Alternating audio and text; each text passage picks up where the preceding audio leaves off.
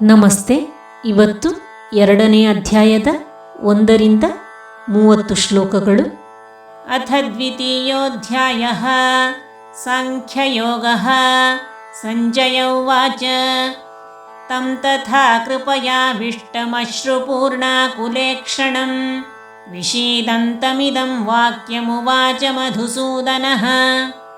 ಶ್ರೀಭಗವಾನುವಾಚ ಕುತಸ್ತ್ವಾಕಶ್ಮಲಮಿದಂ ವಿಷಮೇ ಸಮುಪಸ್ಥಿತಂ ಅನಾರ್ಯಜುಷ್ಟಮಸ್ವರ್ಗ್ಯಮಕೀರ್ತಿಕರಮರ್ಜುನ. ಕ್ಲೈಬ್ಯಂ ಮಾಸ್ಮಗಮಃ ಪಾರ್ಥ ನೈತತ್ವಯ್ಯುಪಪದ್ಯತೆ. ಕ್ಷುದ್ರಂ ಹೃದಯ ದೌರ್ಬಲ್ಯಂ ತ್ಯಕ್ತ್ವೋತ್ತಿಷ್ಠ ಪರಂತಪ. ಅರ್ಜುನ ಉವಾಚ ಕಥಂ ಭೀಷ್ಮಮಹಂ ಸಂಖ್ಯೇ ದ್ರೋಣಂಚ ಮಧುಸೂದನ.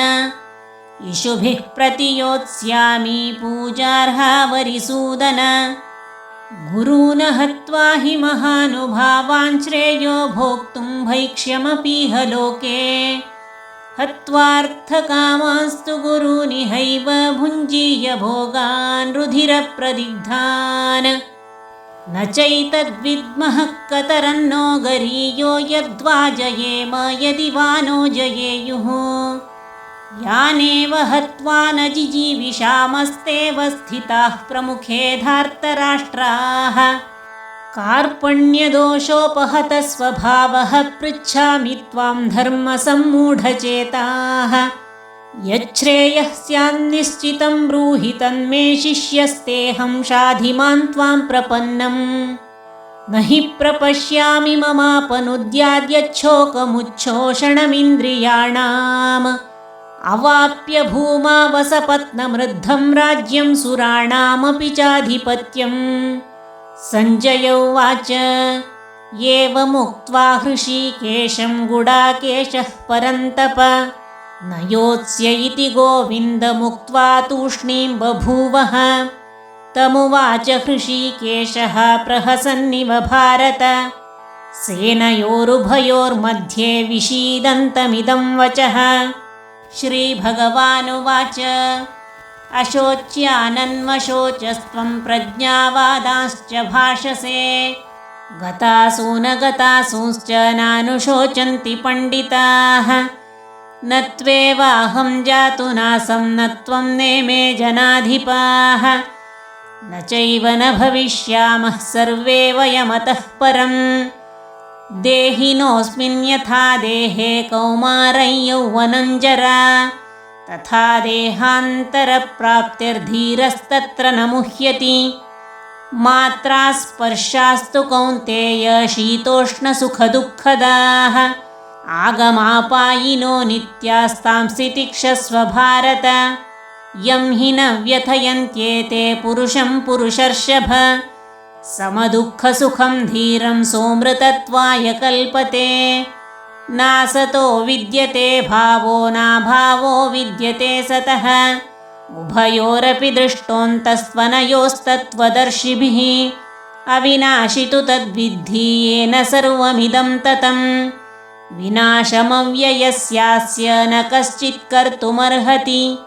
ಅಂತವಂತ ಇಮೇ ದೇಹಾ ನಿತ್ಯಸ್ಯೋಕ್ತಃ ಶರೀರಿಣಃ. ಅನಾಶಿನೋ ಪ್ರಮೇಯಸ್ಯ ತಸ್ಮಾದ್ಯುಧ್ಯಸ್ವ ಭಾರತ.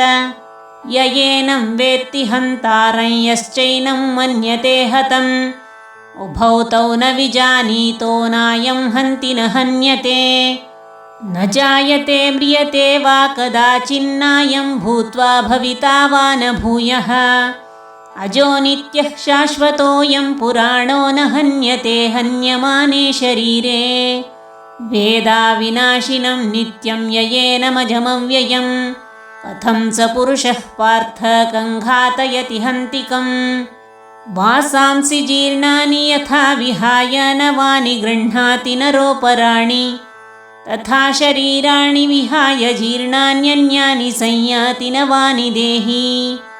ನೈನಂ ಛಿಂದಂತಿ ಶಸ್ತ್ರಾಣಿ ನೈನಂ ದಹತಿ ಪಾವಕಃ. ನ ಚೈನಂ ಕ್ಲೇದಯಂತ್ಯಾಪೋ ನ ಶೋಷಯತಿ ಮಾರುತಃ.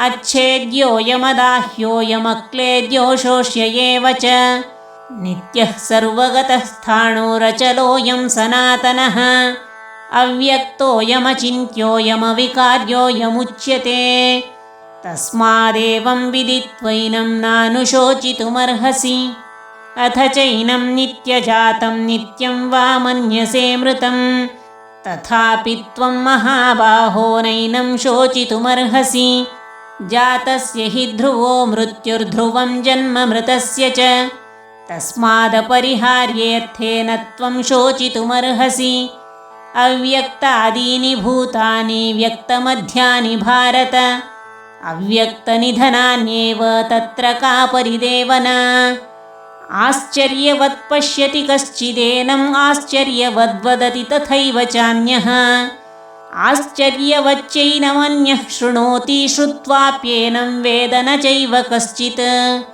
ದೇಹಿ ನಿತ್ಯಮವಧ್ಯೋಯಂ ದೇಹೇ ಸರ್ವಸ್ಯ ಭಾರತ ತಸ್ಮಾತ್ ಸರ್ವಾಣಿ ಭೂತಾನಿ ನ ತ್ವಂ ಶೋಚಿತುಮರ್ಹಸಿ. ಇವತ್ತಿಗೆ ಒಟ್ಟು 30 ಶ್ಲೋಕಗಳು ಆದವು. ಮುಂದುವರಿದ ಶ್ಲೋಕಗಳೊಂದಿಗೆ ಮತ್ತೆ ಬರ್ತೇನೆ. ಧನ್ಯವಾದಗಳು.